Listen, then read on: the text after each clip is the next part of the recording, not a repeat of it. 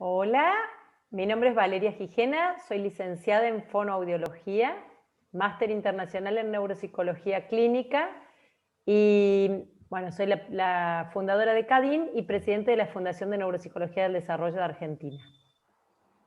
Buenas tardes, mi nombre es Natalia Burón, soy licenciada en Psicología de la Universidad Nacional de Córdoba y tengo un máster en Salud Mental Infanto-Juvenil en la Universidad de León, España. Trabajo en CADIN hace ya más de 10 años, acompañando niños con desafíos en su neurodesarrollo y también dando soportes, guías y contención a sus familias. Bueno, bienvenidos a todos. Yo soy Carolina Reynolds, soy psiquiatra infanto-juvenil. Dentro de esa área me dedico a los niños con patologías severas del desarrollo y funcionamientos mentales con algunas dificultades en la constitución psíquica. Es por eso que nosotras con Valeria y Natalia pensamos en este encuentro, en el Congreso de Psicología, al cual agradecemos por este espacio. Y la temática que nos convoca hoy es la simbolización. La simbolización que cada una la entiende en relación a la importancia que tiene para cada individuo y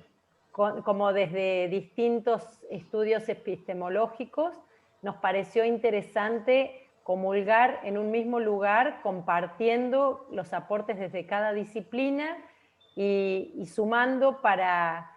justamente hacer un constructo entre todos. Bien. Sí, entendemos que el concepto de simbolización es tan complejo y tiene tantas acepciones distintas, como recién planteaba Valeria, que es necesario una puesta en común para discriminar qué aporta a la clínica infanto-juvenil ese concepto desde las distintas áreas. Bueno, desde la neuropsicología, la palabra simbolismo en realidad empieza a aparecer mucho después de ciertas otras terminologías, como por ejemplo conceptualización o semántica. Quizás se empezó a analizar más desde el aprendizaje semántico o la pérdida de la información de la memoria semántica, tratando de interpretar qué podía llegar a ser esta representación desde de varios dominios, de varios conceptos, y un poco intentando analizar cómo se aprendía, cómo se adquiría y cómo se almacenaba. Entonces pasó por el estudio de lo que era el conocimiento fáctico del mundo, de lo que eran las representaciones mentales, todo lo que pasara desde la representación en la mente de objetos concretos, de hechos, de experiencias, hasta conceptos quizás un poco más abstractos como el espacio, el tiempo y algunas cuestiones más como internas en relación a estados emocionales y la intersubjetividad. Muchos años después se empezó a estudiar cómo fue construyéndose en el neurodesarrollo y recién en los últimos 15 años aproximadamente tenemos muchísimas investigaciones en relación a cómo es esta conceptualización y esta simbolización en el niño. Pero siguiendo los estudios de la neuropsicología en relación al adulto, también se fue o se intentó analizar cómo se terminaba almacenando en el cerebro esta conceptualización o este simbolismo, en relación a si estaba almacenada en figuras físicas como dibujos o como si fueran palabras. Recién cuando se empieza a estudiar el neurodesarrollo y se empieza a analizar cómo construye el niño esta simbolización, este almacenamiento de conceptos, de ideas, de representaciones mentales, se empieza a entender que a partir de distintos aspectos que tienen que ver con las interrelaciones, que tienen que ver con el conocimiento del mundo y con las experiencias en sí mismas, el chico lo almacena quizás plurimodalmente. Esto se va a seguir discutiendo durante mucho tiempo, pero la conceptualización o conocimiento semántico, hoy sabemos que es la base de la comunicación humana, es de donde hace anclaje el lenguaje y es la base fundamental de las relaciones sociales y del conocimiento que después impacta en el desarrollo intelectual o lo que podemos llegar a conocer como inteligencia. Este conocimiento semántico puede estar representado de diferentes maneras en cada uno de los individuos. Quizás lo que vamos a discutir hoy en relación al neurodesarrollo es cómo este niño empieza a adquirir estas primeras conceptualizaciones y cómo a lo largo de su vida termina teniendo cada vez más representaciones en mente de lo que es la realidad. Y en este sentido, lo que se fue analizando en los últimos 15, 20 años justamente, fue la necesidad de que estas representaciones que se va haciendo el niño, las logra gracias a habilidades que son innatas y que tienen que ver con esta preferencia por los movimientos biológicos, por los ojos humanos, por los movimientos del cuerpo, por las expresiones faciales, que instintivamente en los chicos típicos se aparecen más o menos en los 10, 12 primeros días y se ven a partir de la imitación de gestos del adulto. Se entiende que en los primeros 5 o 6 meses el niño logra habilidades que son más didácticas, de compartir atención con el otro, pero más cerca de los 6 a los 9 meses logra un constructo que se llama atención conjunta, por lo cual comparten una relación o comunicación que ya es triádica. ¿Qué quiere decir? Que no solo comparten esta atención y el niño logra interpretar las emociones del otro, sino que comparten también la posibilidad de orientar la mirada hacia un tercer objeto y triangularlo entre los tres. Por eso se llama comunicación triádica.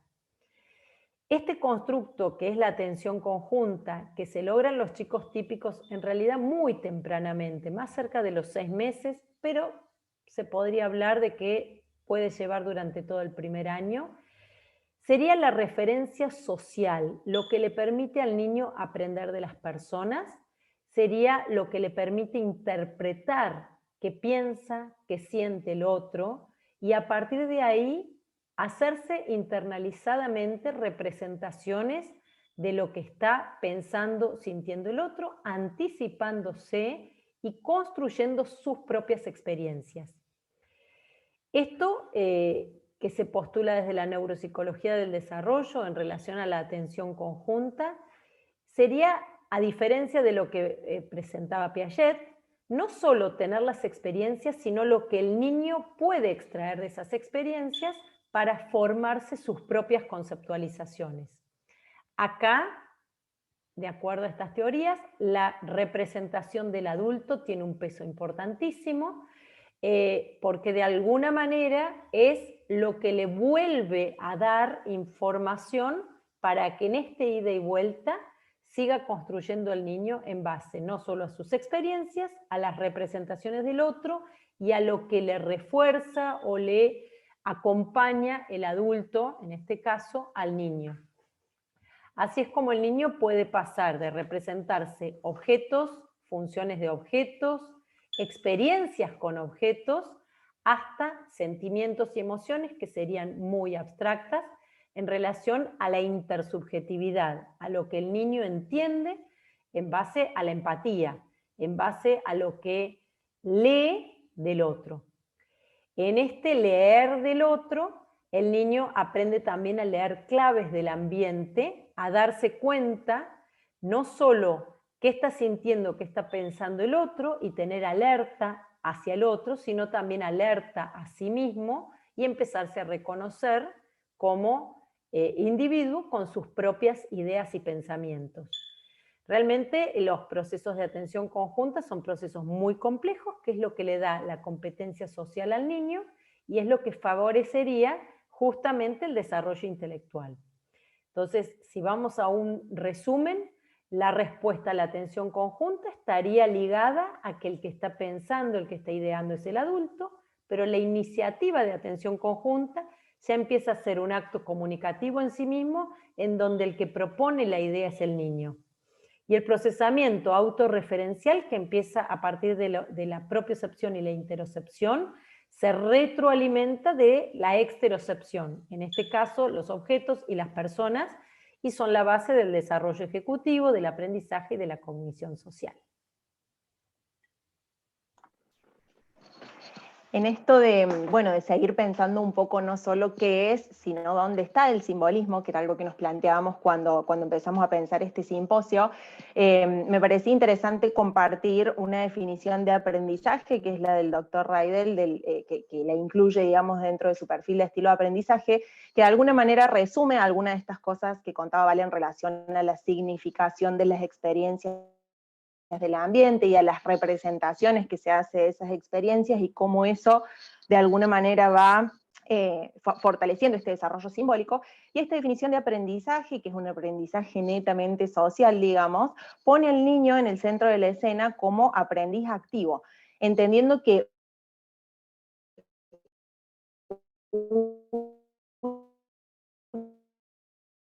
una habilidad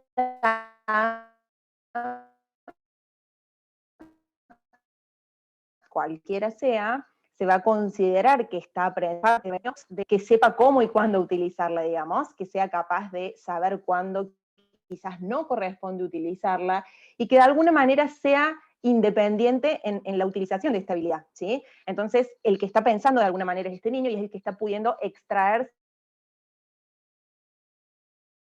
significaciones de esa experiencia y esas experiencias. Y siguiendo a Dan Siegel podríamos recuperar uno de los conceptos, y es que, bueno, estas representaciones nos van dando como un insight respecto a cómo nuestros procesos emocionales o interpersonales van dando forma a esta realidad o a estas experiencias. En este sentido podemos entenderlo como procesos constructivos, como procesos dinámicos, que necesariamente van retroalimentando experiencia, contexto, representaciones, y se va armando como este repertorio simbólico a lo largo de las primeras etapas de vida, que va a repercutir en procesos, como algunos de los que nombraba Vale recién, cognitivos, procesos sociales, procesos emocionales y demás. Cerca del primer año de vida, que también lo mencionaba Vale recién, un niño ya demuestra convencionalmente uso de objetos, uso de recursos comunicativos, recursos lúdicos para interactuar con los demás, y de alguna manera esto nos va dando como claves, o nos va dando a nosotros como pauta de que esta convencionalidad en el uso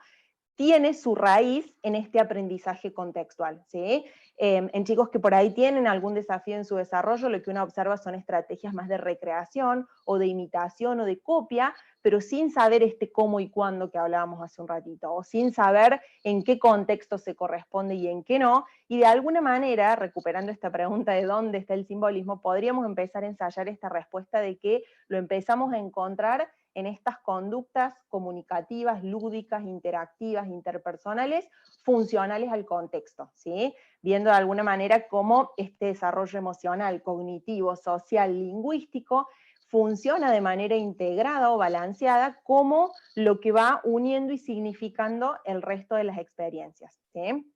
Esto nos lleva a pensar necesariamente en el concepto de regulación emocional, por ejemplo, y podemos retomar también estas ideas o concepciones que nos hablan de que la regulación emocional no es posible sin estas interacciones sociales. Ya en las primeras etapas de la vida vamos viendo cómo estas necesidades básicas de apego, de contención, de respuestas contingentes, de necesidades básicas incluso de cuidado, de alimentación y demás, van configurando esquemas adaptativos de respuesta en lo interpersonal, que eventualmente se van a ir también construyendo en lo que van a ser nuestros modos de afrontamiento más adelante. Entonces,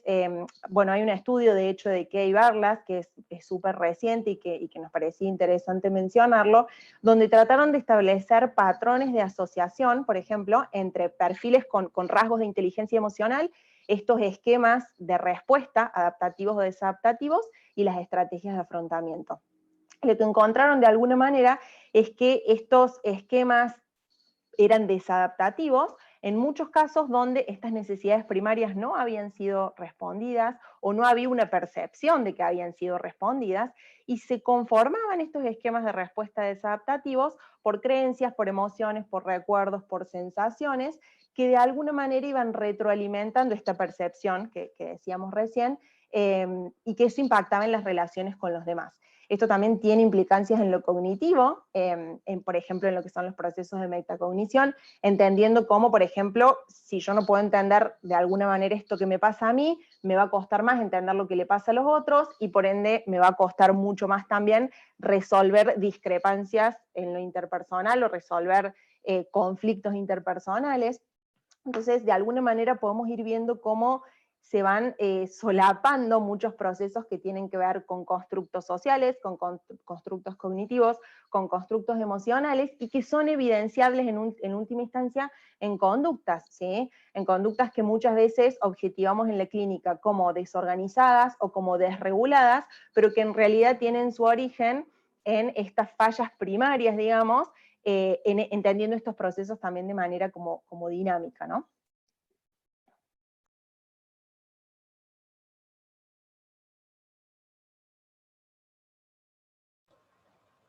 Bueno, si tuviéramos que plantear el problema del significado de lo que implica simbolización en psicoanálisis o hacer un aporte desde ese lugar, lo primero que yo establecería es desde dónde vamos a hablar de simbolización en psicoanálisis. Porque simbolización, simbolizar, simbólico, juego simbólico, conducta simbólica, son términos que en la teoría psicoanalítica están desde nociones distintas, desde autores con nociones metapsicológicas distintas, y es fácil, al menos yo lo califico de esa forma, es fácil caer en la confusión de creer que la misma palabra representa lo mismo para las distintas teorías. De esa forma lo que vamos a hacer es plantear 3 textos en una mayor profundidad y 3 textos sugeridos para quienes quieran profundizar en ellos sobre algunas nociones en torno a la simbolización.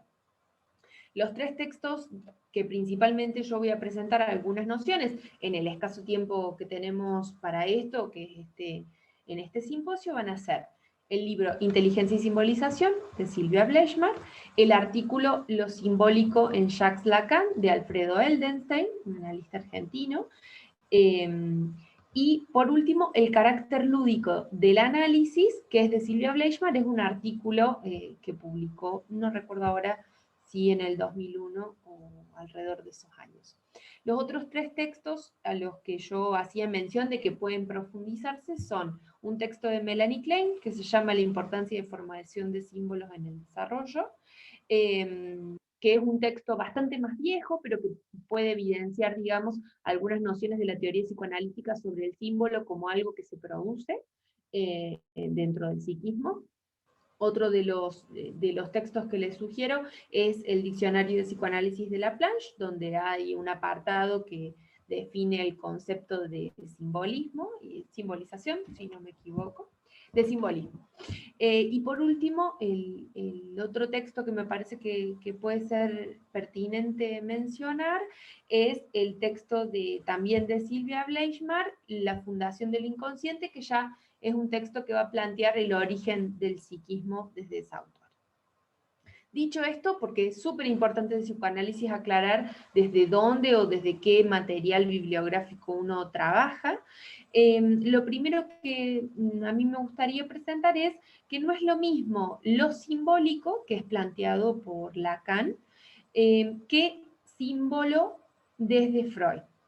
Alfredo Eldenstein plantea la discontinuidad entre ambos autores, ese es el texto que les mencionaba con anterioridad, en donde para Freud, alguna de las pocas menciones que Freud hace sobre símbolo o simbólico, hacen mención a la noción cultural de lo que es un símbolo, que sería básicamente algo que representa otra cosa, para hacerlo muy, muy simple. Freud no ahonda sobre ese concepto, no le da estatuto dentro de su teoría, las pocas menciones que hay a eso se usan en la interpretación de los sueños. Recién en 1914 va a ampliar algunos de sus textos en relación al concepto de simbolización o de simbolismo más que nada, para decir que había ciertos sueños que tenían símbolos que podían considerarse universalizables. O sea, que si soñaba con que se le caían los dientes, eso significaba determinada cosa porque así la cultura lo planteaba. Con lo cual, fíjense, en ese caso el símbolo es algo que representa otra cosa,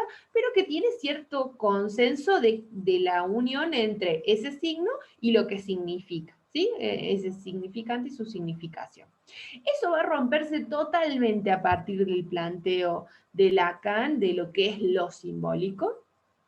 Y en ese punto es súper importante porque durante la exposición que yo voy a hacer, voy a retomar que el asunto de lo simbólico de Lacan no es lo que significa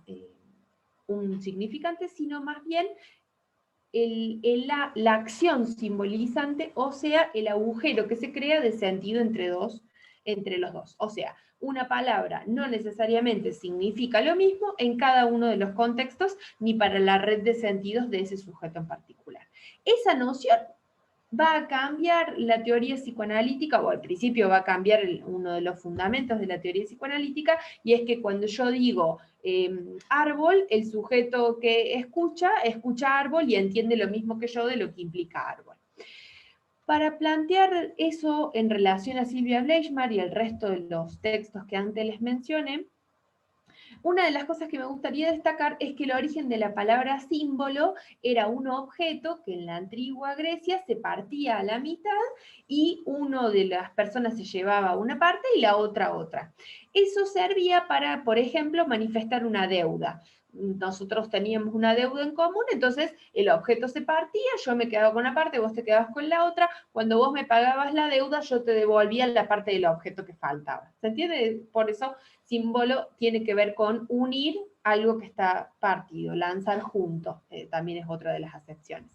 Con lo cual, fíjense que en el propio uso de los griegos de la palabra símbolo, estaba esta cuestión de que había dos objetos que solamente unidos cobraban un determinado sentido. En este caso, una contraseña, por ejemplo, también era muy común que se lo usara como contraseña para identificar que esa persona pertenecía a un grupo. Pero ¿cómo se relaciona todo esto con la clínica psiquiátrica infanto-juvenil, que es como el asunto que nos convoca al día de la fecha? Cuando hablamos de simbolización en niños, tendemos a pensar que hablamos de que existen determinados símbolos con los que el niño tendrá que operar o representaciones con las que el niño tendrá que operar, pero ¿de dónde vinieron esas representaciones? Y eso es uno de los problemas fundamentales del psicoanálisis, porque hay algunas teorías que asumen la existencia de la representación sin pensar si esa representación ¿es interna o es externa? ¿Viene del entorno o viene del propio sujeto? Y Silvia Bleichmar propone una solución para esa pregunta. Y es que desde el entorno el sujeto va a metabolizar la realidad. Silvia entiende la realidad como la realidad fáctica, no entiende el real lacaniano, que va a ser otro concepto totalmente distinto. El sujeto metabólicamente toma de la realidad, y cuando digo metabólicamente, esa es la clave de esa enunciación, toma de la realidad patrones, experiencias, comportamientos, aprendizajes, emociones, afectos en el cuerpo y demás, para poder configurar esas representaciones internas. Y Silvia iba a plantear lo siguiente: es por el plus que generan ciertos objetos de la realidad, por el plus de placer que generan ciertos objetos de la realidad, que el sujeto puede simbolizar algo. No por la falta del objeto, contrario a lo que siempre se ha pensado en simbolismo. Como el vaso no está, representar el vaso significa que yo puedo pensar en el vaso sin el vaso acá. Silvia lo que plantea es, no es la ausencia del objeto lo que genera la simbolización, sino su presencia del otro significante. O sea, es porque el niño tuvo una experiencia significativa para él con ese objeto que se supone se espera representar, que eso adquiere la posibilidad de ser simbolizado. Por lo tanto, ¿cuál sería el prerequisito para pensar en la simbolización? Bueno, el prerequisito principal es un aparato psíquico clivado para Silvia Bleichmar. Eso quiere decir un aparato psíquico que puede sostener dos modos de concebir la realidad al mismo tiempo. Uno que es la realidad fáctica a la que el sujeto está enfrentado, por ejemplo, que es un niño que está en un consultorio, que la psicóloga es Natalia, que la institución se llama de tal manera, pero que al mismo tiempo puede considerarse un pirata, que el escritorio es el barco, que los juguetes son las personas que están incluidas en ese barco y que eso no representa un principio de contradicción. Ese asunto es fundamental para Silvia Bleichmar sobre la noción de simbolización. Por eso ella va a plantear que toda simbolización va a depender de que como requisito el sujeto, que para ella el sujeto es la persona, vamos a resumirlo así, porque no es el sujeto, insisto, desde la noción lacaniana de lo que implica un sujeto, sino que el sujeto es una persona para ella, lo que el sujeto va a poder intermediar entre su realidad fantasmática, que vienen a ser el cúmulo de fantasías, de ideas, de afectos y demás, y la realidad fáctica. Poder hacer un juego que tenga una intermediación entre ambas es el prerequisito esencial o el requisito esencial para la simbolización. Por lo tanto, ahí la psicosis infantil nos plantea un gran problema, porque partiríamos, según esta autora, de aparatos no clivados, o sea, aparatos psíquicos que no tienen la posibilidad de discriminar ambos, la realidad fáctica y la realidad interna o la realidad psíquica. Por lo tanto, podemos observar en ese niño conductas que en lo manifiesto impresionan, representativas o simbolizadas, y que en realidad están incluso por fuera de su conciencia, o son actuaciones vividas de la idea delirante con la que están operando en ese momento. Eso es fundamental para la clínica infanto-juvenil, porque de eso hablaríamos cuando planteamos la simbolización en términos de Silvia Bleichmar en un caso clínico, de un niño que pueda o no jugar a algo, no como un juego que está solo en lo manifiesto, sino que también está en lo representacional. Silvia, además de eso, y para concluir con esta parte de la exposición, va a relacionar el término simbolización al término de inteligencia. ¿Y por qué es esto? ¿Qué tienen que ver estos dos términos? Bueno, para Silvia Bleichmar, la inteligencia va a ser la posibilidad de adaptarse a una realidad. Por ejemplo, un niño incluido en una escuela y su lazo con los demás y lo que sea que se le solicite desde el otro adulto. Pero es necesaria la simbolización para que esa adaptación sea posible. Entonces, si no existe la posibilidad de simbolizar, por lo tanto, no existe la posibilidad de aprender, y los trastornos de aprendizaje no tendrían que ver con el aprendizaje, sino con la capacidad representacional, no con la adquisición del conocimiento, sino con la estructuración misma de esas nociones en el psiquismo. Este punto que les decía que íbamos a abordar al último es porque hay una gran discusión de qué tenemos los analistas para decir sobre la inteligencia si nuestra área de especificidad es el inconsciente y la inteligencia no tiene nada que ver con el inconsciente, digamos. Bueno, porque en realidad cuando nosotros hablamos de inteligencia, no partimos de que la inteligencia es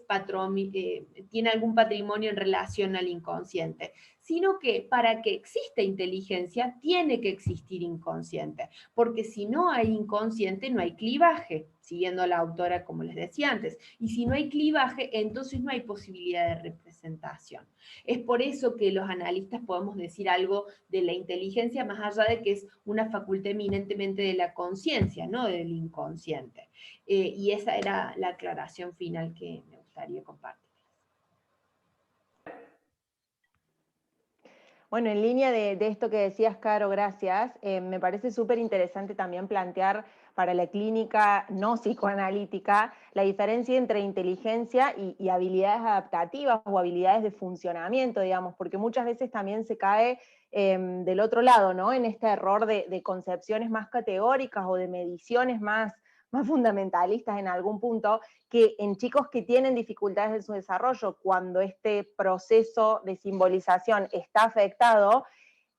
claramente que, digamos, a nosotros nos pasa que nos parece directamente inviable apelar a mediciones tan categóricas, porque pese a que el resultado pueda llegar a ser relativamente conservado, pueda estar relativamente conservado, el proceso por el que se llegó a ese resultado o el uso que se hace de esa habilidad en contextos cotidianos está afectado. Entonces nos parece también que es como un error conceptual caer en herramientas o apelar a utilizar herramientas que miden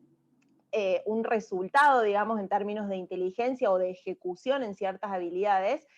sin contemplar en realidad esto que decías, Caro, de la capacidad de adaptación, y que nosotros usamos mucho, por ejemplo, escalas de habilidades adaptativas o escalas de funcionalidad en lo social y en lo comunicativo, sobre todo, para poder ver también esto, ¿no? Cuánto hay que se aprendió de manera contextual, cuánto hay que se significó en base a estas claves sociales, a estas claves contextuales, a este otro que habilitó, digamos, mecanismos o canales atencionales en un momento, comunicativos después, regulatorios, corregulatorios primero, y que quizás permitieron una autorregulación emocional y conductual después, o por el contrario, si esto no está, digamos, y este aprendizaje que uno observa a través del juego, a través del lenguaje, a través de las interacciones, es más mecánico en un punto, o es más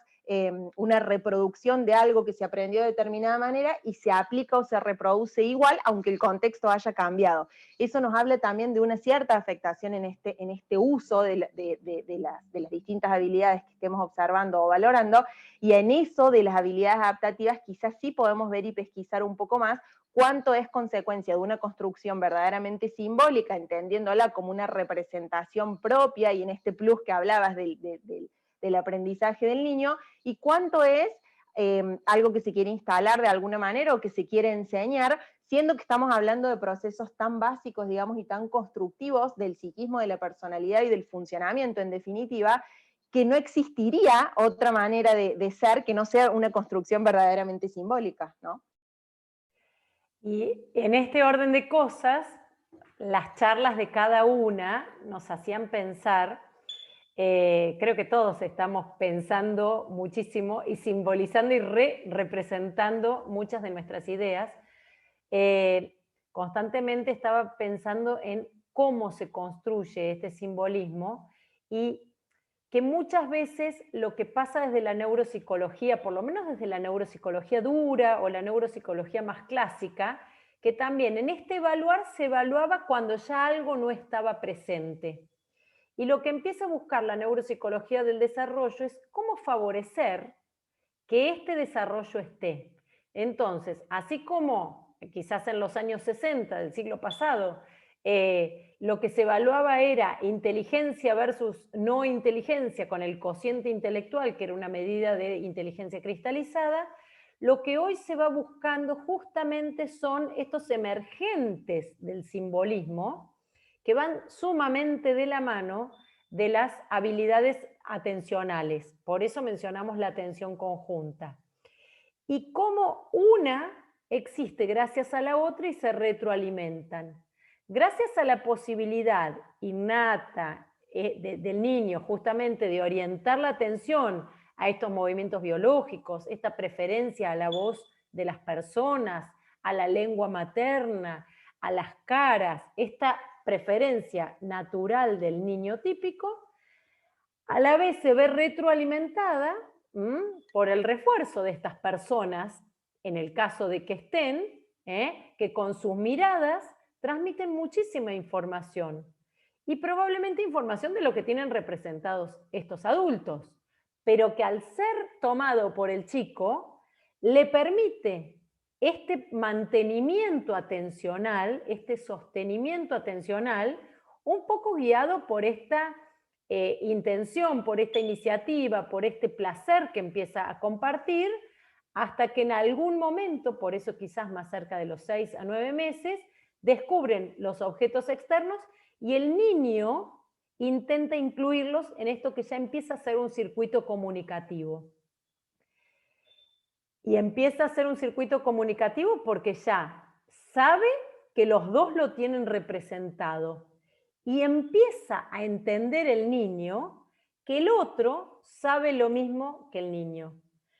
Y lo interesante es que nosotros lo podemos evidenciar porque el niño se empieza a anticipar a la conducta del otro y empieza a generar conductas para modificar la conducta del otro, que no son otra cosa que conductas comunicativas. Y esas conductas comunicativas transmiten cierta funcionalidad que al principio es más instrumental para después ser más interactiva y un poco después, junto con el lenguaje, heurística, pragmática, etc. Entonces, en este ¿qué es la simbolización? Podríamos también decir que la posibilidad de usar esos símbolos es lo que le permite comunicarse al niño. Y después, de donde va a ser andamiaje para el lenguaje, que no son solo palabras, sino poner palabras a estas ideas, a estas representaciones, a estos conceptos, a esto que tiene en la mente, pero para cumplir con la finalidad comunicativa en definitiva. Y otra cosa que la neuropsicología clásica evaluaba también muy duramente era presencia o ausencia quizás del lenguaje. Y hoy en el neurodesarrollo, estudiando el neurodesarrollo desde la neuropsicología, lo que vemos es analizar si este niño no desarrolló lenguaje, que también es un instinto, Steven Pinker, si quieren leer El instinto del lenguaje, un libro que habla perfectamente de esto, nos va explicando que si un niño no desarrolló el lenguaje, lo que tenemos que pensar es qué estuvo pasando con estos procesos de atención, qué estuvo pasando con estos procesos que le permitieron conceptualizar e idear, y por qué, en el caso de que oiga, por ejemplo, no construye el lenguaje. Entonces, hoy nos planteamos al revés, no si está presente o no está presente, tipo lista de las compras o checklist, como se hacía antes, que esto es lo que vienen los padres con este comentario. Nosotros analizamos qué hay por detrás, qué se está cumpliendo o qué no se está cumpliendo. Y eso es lo que genera nuestras intervenciones.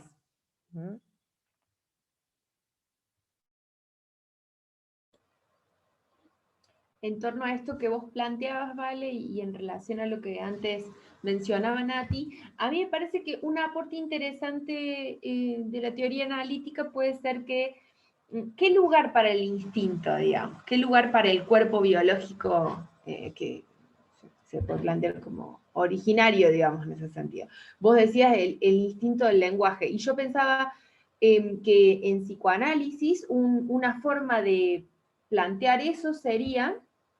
que el lenguaje preexiste al sujeto. El lenguaje está mucho antes que el sujeto incluso, pero es la inclusión de ese sujeto al lenguaje, la adquisición, la inclusión, la implantación en relación a eso, la aparición de ese otro primordial que lo incluye, que termina de marcar eso que antes podría ser considerado cuerpo biológico para empezar a ser un sujeto humanizado, la implantación de la humanización, lo que va a dirimir o cómo podemos pensar la aparición de la simbolización a posterioridad de eso. Por eso pensaba en esto de cuando un niño no está incluido en el lenguaje, por ejemplo, me preguntaba, o que bajo lo que recién vos planteabas, podría preguntarse cómo cuando un niño tiene o no lenguaje, digamos, que fíjense que es como una pregunta que involucra los dos términos de la cuestión, pero de dos formas distintas. Y lo primero que yo podría responder de eso es cuando ha podido haber un otro primordial que lo haya incluido en ese lenguaje. Que el otro primordial no es la madre y el padre solamente, es el entorno más allá de los padres, que lo humanizan, que hacen que él que existe como un otro diferente de ellos, que tiene ciertas preferencias, que tiene ciertas producciones propias. Ese concepto Silvia Bleichmann lo va a llamar narcisismo trasvasante, que es justamente el narcisismo de ese otro primordial que implanta en la cría humana, va a decir ella, o lo que podríamos considerar en el cuerpo biológico inicial del infant, un sujeto, un otro ahí, digamos, que todavía ni siquiera ese otro sabe que es un otro, sino que está como muy anterior a eso. Pero, ¿sabes por qué lo pensaba? Porque un gran desafío es pensar la simbolización en la lengua de señas, por ejemplo, o la simbolización en idiomas distintos, o la simbolización en esto lo hemos charlado un montón de veces, en la cuestión del pictograma. Por ejemplo, en si el pictograma es, en algunos casos, una asociación entre un papel y una respuesta, o si ese picto representa algo para ese sujeto que por lo tanto amplía sus posibilidades de comunicación, de lazo al otro y demás, o es la mera repetición, como decía Nati antes, de la mímesis de que cada vez que se lleva este objeto para acá, sucede esta otra cosa para allá. Así que me parecía que estaba como muy bueno los aportes que hacían ustedes recién para ponerlos como en tensión con cosas que vemos cotidianamente en la clínica que involucran el concepto de simbolización. Bueno, claramente esto siempre nos va a quedar, va a ser poco tiempo, Y por eso habíamos pensado en un paciente en común, analizándolo desde que llegó chiquitito, pero agregando, no puedo no decirlo, el pictograma metido de afuera o la imagen metida de afuera no es otra cosa que la palabra cuando vienen los papás y quizás dicen, ah, quisiste decir que el cuadro es muy lindo, y el chico en realidad estaba mirando quizás para otro lado. Habrá que analizar en cada contexto qué es para cada chico y qué se apropia o qué no se apropia de eso, ¿no? Como hacemos siempre. Así que, ¿quieren que la analicemos a Catalina? ¿La presentamos a Catalina? Sí, un último comentario, y van a ver que somos así porque un poco son nuestros intercambios reales, y nos parecía que era como la naturaleza del simposio, y que estaba bueno que vean los intercambios reales. Una aportación en relación a esto último de los pictogramas. A mí me pasa muchas veces que lo que termino, digamos, como objetivando en la valoración es que un niño, esto no es, por supuesto, no tiene un valor de verdad absoluta, ¿sí? Pero es una apreciación clínica. Un niño que tiene posibilidades de verdaderamente representar a partir de un pictograma que eso es lo que va a suceder después, probablemente también ya tiene la capacidad simbólica o representacional para leer eso de sus compañeros, para leer eso de sus interlocutores, para leerlo de ese ambiente. Entonces, no solamente que desde lo simbólico el requisito es similar, sino que orientándonos a este aprendizaje más social o a este contexto, que por supuesto habrá que trabajar en ese contexto si no está dando la información que este niño o niña necesita, pero digo, es mucho más tendiente a un desarrollo de habilidades adaptativas funcionales que recaer en el uso, por ejemplo, de objetos o de sistemas alternativos de comunicación, como puede ser la interpretación de un pictograma, que recae en que el otro me lo acerque, que recae en que no me olvide ese libro de pictogramas, que recae en que ese contexto tiene que poder interpretar lo que para mí significa ese pictograma, digamos. Entonces, no solo que requeriría de un nivel de representación y simbolización que no siempre está presente cuando se apela o se acude, digamos, a este tipo de recursos, sino que iría en detrimento del desarrollo cognitivo global o de habilidades adaptativas más funcionales. Reitero, no es siempre, pero muchas veces se usa como un recurso inequívoco de comunicación, entendiendo que hay una representación por detrás, cuando quizás no la hay, ¿no? Bueno, Catalina, los papás de Catalina llegaron cuando ella tenía 3 años y 8 meses, estaba escolarizada, estaba yendo a salita de 3, y en ese momento la gran preocupación de los padres era el desarrollo del lenguaje, pero también en el colegio les habían planteado que Catalina asustaba a sus compañeritos, que no jugaba con sus compañeritos, que estaba mucho tiempo sola, y que les preocupaba, como pasa muchas veces en los colegios, que les preocupaba salita de 4.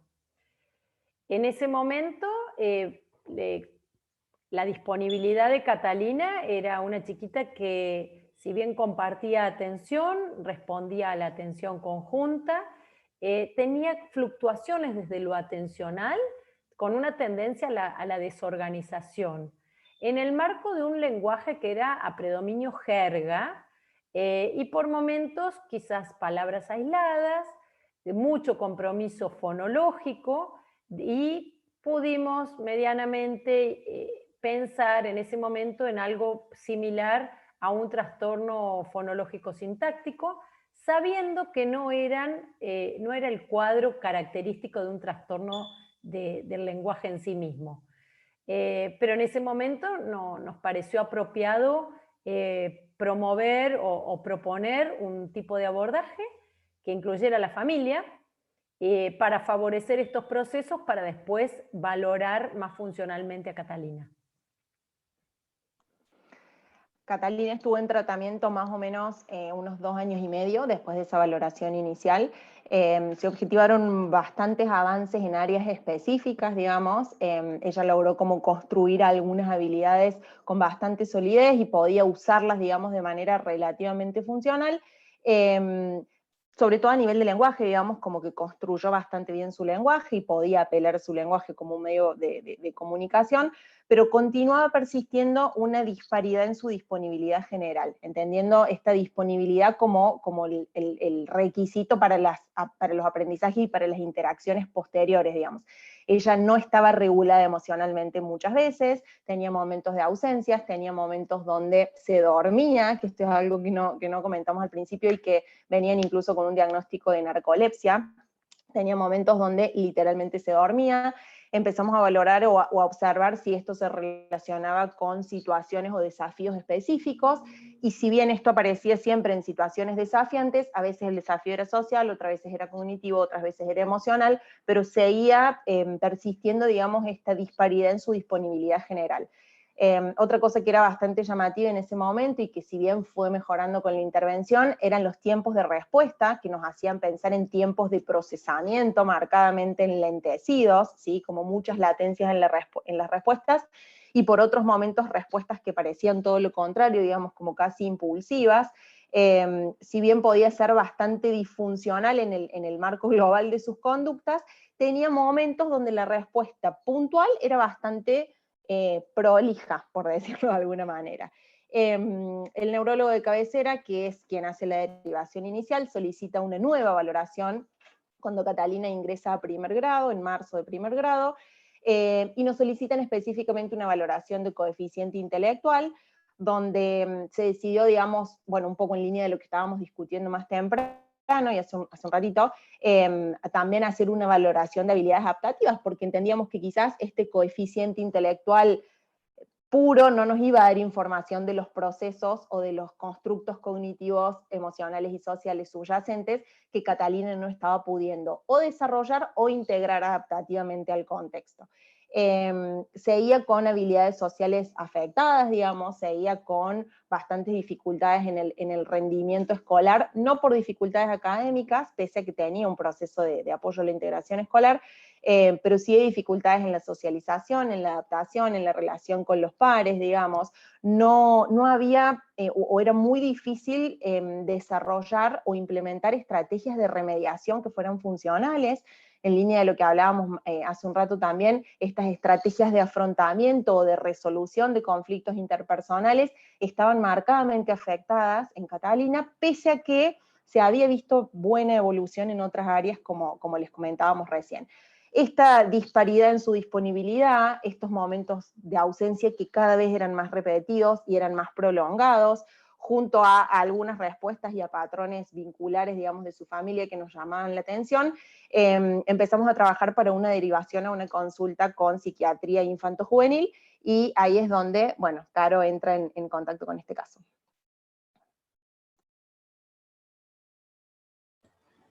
A mí me parece súper importante aclarar que nosotros armamos este caso en base a varios casos con los que hemos trabajado y que los datos están en realidad ficcionados a los fines de esta presentación y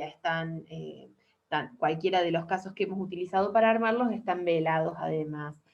sus identidades, pues es como muy importante aclararlo dentro del simposio. Continuando con lo que planteaba Nati, Catalina llega a la valoración psiquiátrica en esta derivación. Hay un dato que sucede en el tiempo que Natalia estaba comentando con anterioridad, y es que Catalina empieza a usar metilfenidato por indicación de su neurólogo tratante, y el neurólogo lo que les manifiesta a los papás es que va a usar esa medicación porque ella no sabe estar atenta, y para que esté todo el tiempo atenta, entonces necesitaba, presten atención a este aspecto, para que esté todo el tiempo atenta. Esa era la forma en la que los padres habían representado el uso de ese psicofármaco en particular, de ese psicotrópico. Para Catalina entonces comienza con el uso de esa medicación, que a una dosis muy, muy bajita incluso empieza a tener alucinaciones nocturnas, las cuales no son pensadas por sus papás como alucinaciones nocturnas. Los padres decían que tenía sueños muy reales durante la noche, pero en realidad la niña seguía despierta, y estos sueños involucraban que se levantara y caminara, y anduviera y gritara o viera cosas durante sus recorridos por la casa en la noche. Con esto lo que quiero manifestar es que para mí fue un gran trabajo poder discriminar esto que los papás mencionaban como sueños muy reales de lo que podían considerarse alucinaciones en términos psiquiátricos del término. A partir de un dato que ellos me dan, es que yo me doy cuenta de que de que eran alucinaciones, y es que la niña cuando empieza a retirar el psicofármaco, lo retiran los papás por decisión de ellos porque consideran que había algo que no estaba bien de lo que estaba sucediendo, es cuando ella les dice que empieza a sentir olor a los zombies por toda la casa. El olor, las alucinaciones olfativas, si bien son raras, son poco frecuentes, mucho menos en la infancia, pueden discriminar los episodios de los sueños diurnos o los sueños vívidos, además de otros datos que había clínicamente, que me parece como importante, que ya los mencioné, pero que Catalina se levantaba, andaba, decía, se mojaba, o sea, hacía cuestiones como muy desorganizadas, pero en ese periodo ella sí toma memoria de estos episodios que antes les mencionaba. Este asunto es particularmente importante porque cuando yo la evalúo, de las cosas que ella me hablaba era de estos miedos que había experimentado durante este periodo de uso de metilfenidato. Obviamente que para ella era muy difícil establecer que había sido en un periodo del tiempo y lo que yo les digo ya está intermediado por lo que yo he podido evaluar, no por su discurso concreto, porque era bastante inteligible el contexto de lo que ella iba como pudiendo manifestar. Y en ese punto, ahí viene una de las cuestiones de la valoración psiquiátrica, ella podía construir relatos enteros en una sesión, desde el momento en que iniciaba hasta el momento que terminaba, que en sí mismo era como una asociación de ideas, o frases, o fragmentos de películas, o fragmentos de series que había estado viendo, que si uno las escuchaba con detenimiento, y lo que mi estrategia fue empezar a dibujar sus relatos. Entonces yo me ponía al frente del pizarrón y empezaba a dibujar lo que ella me iba contando, que primero había un monstruo, bueno, a ver, espera, Catalina, dibujaba el monstruo, bueno, ¿y cómo era? Y tenía bigote, y tenía ojos, y tenía, yo hacía toda una tarea de apropiación de su relato para que algo de ese relato comenzara a tener un hilván o algún sentido que fuéramos construyendo juntas, porque ella no podía hacerlo sola, y ese era un asunto muy, muy importante,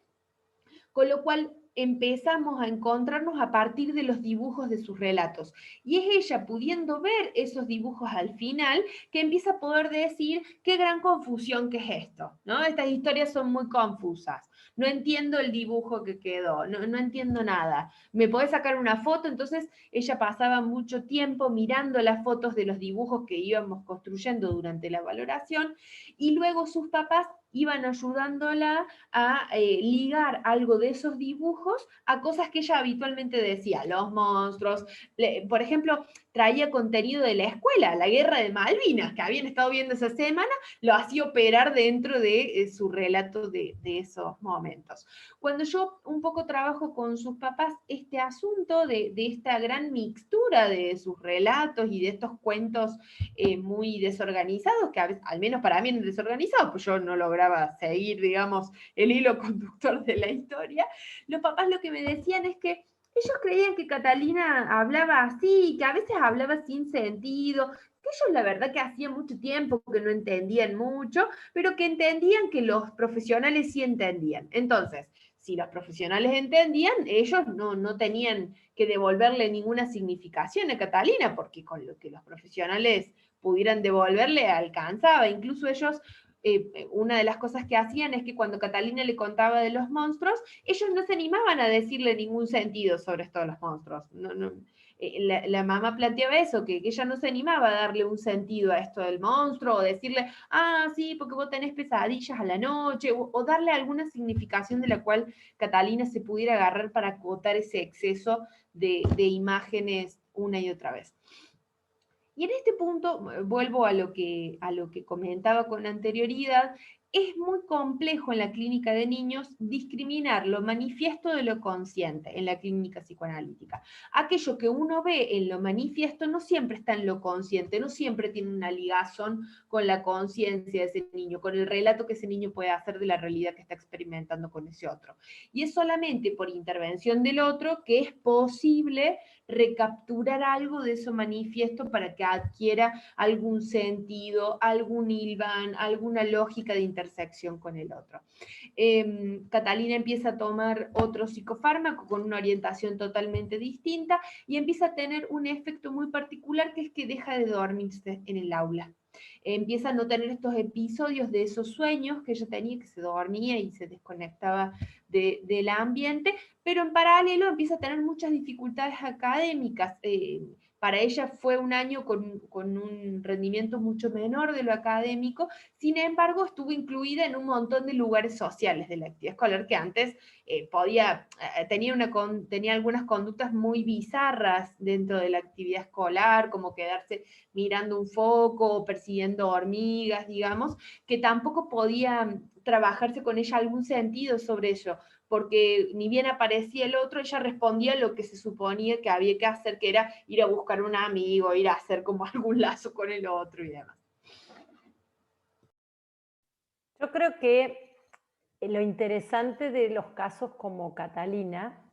es que en primer lugar llegaron por el síntoma, o lo que les llamó la atención a los padres, que también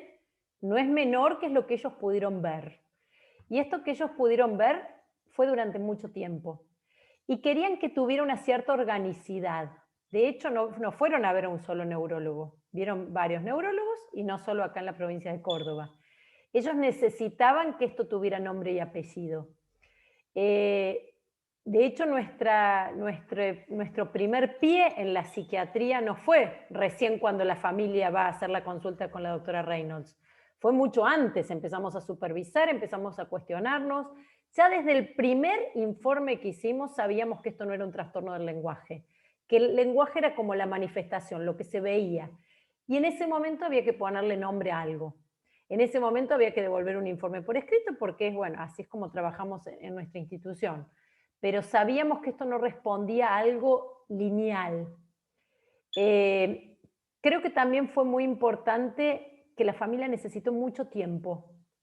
para esto, que de alguna manera recién lo vio cuando fue como muy caótico, fue bastante evidente luego de mucho tiempo. Porque Catalina era una chica inteligente. De hecho, nunca tuvimos dudas con respecto a la inteligencia. Tenía respuestas, resoluciones, armaba cosas, tenía planteos que te demostraban niveles de inteligencia. El tema era la funcionalidad. Y este sube y baja era igual para las emociones, que de golpe de afecto plano pasaba a estar eufórica, para el estar despierta y a los 2 segundos estar dormida, para el hablar bárbaro y de golpe tener jerga, hasta para tener una capacidad intelectual muy buena con respecto a muchas de sus compañeras, pero de golpe no funcionar en cuestiones que ya habían visto muchas veces en el colegio. Entonces, esto fue parte de lo que a nosotros nos llamaba mucho la atención. Y creo que algo dentro de todo interesante del trabajo en equipo fue la interconsulta, el cuestionarnos, el no aceptar a todos los chicos como neurológicos porque sí, por más que vengan a un centro de neuropsicología, pero sí los primeros pasos del abordaje sí favorecieron esta vinculación desde el primer momento. Y esto creo que, mirando hoy el diario del lunes, un poco nos hace pensar que el tiempo que le llevó a la familia poder poner un pie en el consultorio de psiquiatría sin que los alarmara, sin que los asustara, sin que, de hecho fueron, desde el momento creo que pasaron media hora hasta que ya estuvieron en el consultorio de psiquiatría, fue porque fue parte de la elaboración que sí pudieron hacer. Pensaba también, escuchándolas y recordando algunas características, digamos, cómo también de alguna manera, esto que decías Vale recién, de la inteligencia y lo adaptativo, o sea, era esta disparidad, digamos, en el uso de funciones o de recursos o de habilidades que en teoría estaban presentes, seguía estando afectado este uso. Entonces, también qué importante poder hacer lecturas transversales en ese sentido y poder también replantear nuestras intervenciones y decir, bueno, a mí me consultan por esto, yo doy respuesta, digamos, siendo muy quizás hasta reduccionista en lo que digo, ¿no? Pero yo doy respuesta a esto, pero en realidad Catalina sigue circulando por mi consultorio, por otros contextos, y estas habilidades funcionales no están presentes, pese a que se dieron respuestas para lo que a mí me vinieron a ver, por así decirlo. Entonces, parte de esa construcción que necesariamente se da con los otros, y con otros saberes, y con otras lecturas, y con otros discursos, y con otras construcciones, va retroalimentando permanentemente también nuestras intervenciones. Entonces, entender, uniendo un poco todo, ¿no? Esto que decía Vale, de la disponibilidad previa de ella y de su familia, de la disponibilidad nuestra para dar o para no dar respuestas en determinados momentos, para elegir en qué tramos del tratamiento de la intervención era preciso hacer, no sé, por ejemplo, tener un acompañante terapéutico y en qué otro momento era preciso tener un proceso de apoyo a la integración escolar, porque también era como muy fluctuante, y no solo las manifestaciones, sino las necesidades, los soportes y los apoyos que se iban solicitando. Entonces, no siempre, digamos, la mejor intervención es la más oportuna. Entonces, casos como este también nos interpelan en ese sentido, digamos, ¿no? No solo en los saberes, sino en los haceres. Y algo que nos permitió pensar también Catalina fue esto, digamos, si no había una disponibilidad para lo que uno venía a ofrecer, de alguna manera este proceso, que como hablábamos antes, ¿no?, de representaciones, no estaba cumpliendo esta función de integración entre este mundo interno y este mundo externo. Entonces había algo ahí que estaba pasando y que necesitábamos por ahí profundizar un poco más. Y bueno, y por eso también la construcción colectiva de estos planteamientos, ¿no? Bueno, quedamos a disposición entonces, si hay preguntas, ¿les parece? Agradecemos muchísimo el espacio que nos dio el Congreso y a cada uno de los que están del otro lado, y quedamos a disposición cualquier cosa.